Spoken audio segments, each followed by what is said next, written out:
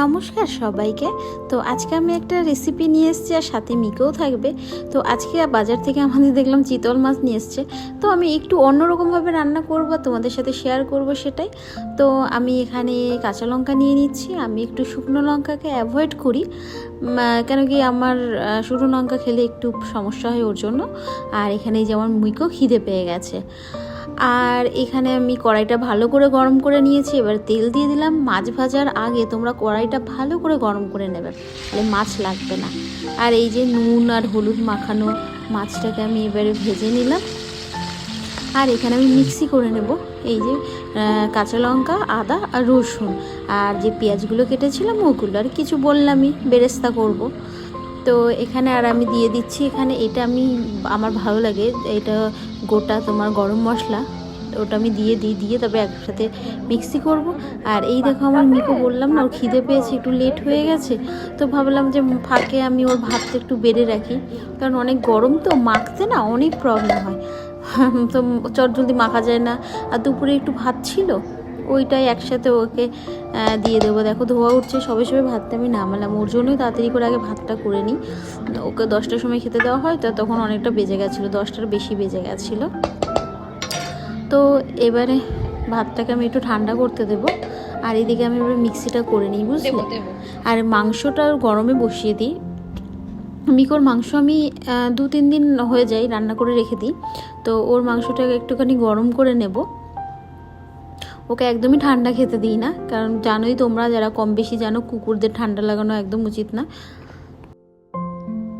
তো এখানে আমি মাছগুলো ভাজা হয়ে গেছে, এবার তুলে নেব। যেহেতু মাছের পিসগুলো অনেকটা বড় বড় ছিল, তো সেই জন্য আমি দুটো করে ভেজেছি যাতে লেগে না যায়। তো মাছটা আমার অলরেডি ভাজা হয়ে গেছে। আর এই যে তোমরা বাঁ হাত দিয়ে দেখছো, ওইটা আমার ফ্রন্ট ক্যামেরা রয়েছে বলে ওর জন্য মনে হচ্ছে বাঁ হাত দিয়ে তুলছি, বাট না, সেরকম কিছু না। তো এখানে এবার আমি একটু,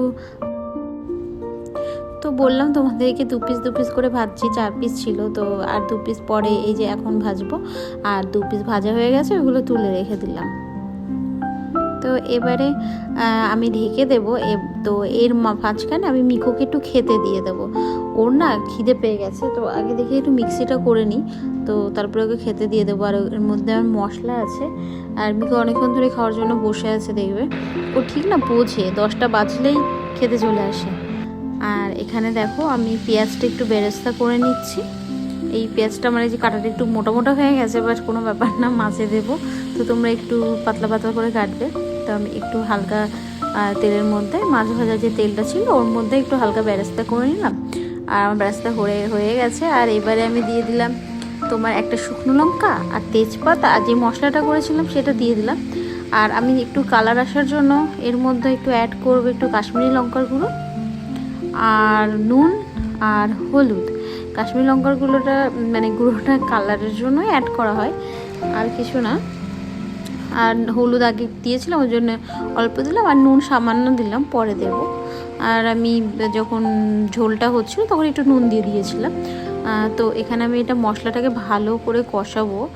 তো এই সময় এবারে আমি ভাবছি কি করা যায়। তো মিকোকে এবারে খেতে দিতেই হবে, ও অনেকক্ষণ ধরে বসে রয়েছে। আর আমি রান্না করতে আর ভাবলাম একেবারে বসিয়ে নিই, তারপরে ওকে খেতে দেবো। ওকে খেতে দিলে কি হয় জানো তো, ও একটু খাবে, ওকে আবার মাংস দিতে হবে, ও আবার খাবে, আবার ও চুপচাপ সরে যাবে, ওকে আবার মাংস দিতে হবে। ওকে খেতে দিলেও খাওয়ার ওখানে আমায় বসে থাকতে হবে। তো সেই জন্য আমি ভাবলাম যে একটু গুছিয়ে নিই হাতের কাজগুলো, তারপরে ওকে খেতে দেবো। আর এই যে বাটিটা আমি একটু জল গরম করব ঝোলে দেবো বলে, মশলার মধ্যে দেবো বলে। তো সেই জন্য আমি মাছগুলোকে সাইডে রেখে দিলাম। তাই আমি জল গরম বসিয়ে দেবো। আর এই যে আমার মিকোকে এবারে খেতে দিতেই হবে, নাহলে পাগল করে দেবে আমায়। তো এখানে মিকোর মাংসটা গরম করে নিয়েছি, আর এই যে ভাতটাকেও মেখে নিচ্ছি।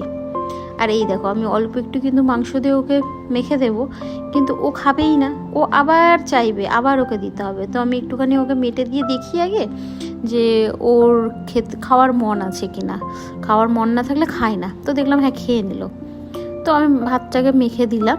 আর ও না মেটে ছাড়া অন্য কিছু খেতেই চায় না। তো যাক, ওকে খেতে দিয়ে দিয়েছি। আর এদিকে মশলাটা আমার হয়ে গেছে। তো আমি দিয়ে দিলাম জল। আমি সবসময় গরম জলই দিই সব কিছুতেই, যখন কষা কিছু সব কিছুতেই, তোমরাও গরম জল দেবে। তো আমি গরম জলই ব্যবহার করি। তো এখানে আমার ঝোলটা ফুটলে আমি মাছগুলোকে এর মধ্যে দিয়ে দেবো, বুঝেছো? তো এই ঝোলটা দেখো ফুটে গেছে, তো মাছগুলোকে দিয়ে দেবো। এইটা আমি সম্পূর্ণ আমার মতো করে আমি রান্না করেছি, তোমরা চাইলে তোমাদের মতো করে করতে পারো, বাট এইভাবে খেয়ে দেখতে পারো, সত্যি খুবই সুন্দর লাগে খেতে।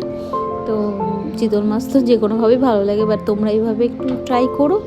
এটা হচ্ছে আমি বানিয়েছি এরকমভাবে। তো আজকে ভাবলাম একটু ডিফারেন্টভাবে মাছ বানাই আর তোমাদের সাথে শেয়ার করি, তো সেই জন্যই তোমাদের সাথে শেয়ার করছি। আর আমার যদি কোনো ভুল কিছু হয়ে থাকে তো তোমরা একটু আমাকে জানিও কি ভুল করলাম। আর তোমরা প্লিজ সাথে থেকেও সাপোর্ট করো। আর এই যে দুটো কাঁচা লঙ্কা এর উপরে দিয়ে দিলাম, দিয়ে এবারে আমি এর মধ্যে একটু কাঁচা সর্ষের তেল দিয়ে দেব।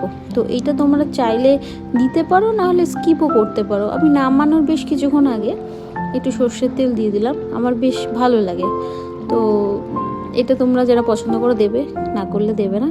তো এখানে দেখো আমি আমার পেঁয়াজ বেরেস্তাগুলো আমি দিয়ে দিয়েছি। আর এই যে আমার মাছের ঝোল পুরো রেডি। সত্যি কথা বলতে খেতে খুবই ভালো হয়েছে। সবাই বলতে আমরা দুজনেই খাবো, তো ও বলছে যে খেতে ভালো হয়েছে। তো ব্যাস ভালো হলেই খুশি। তো আজকে রান্না আমার রেডি।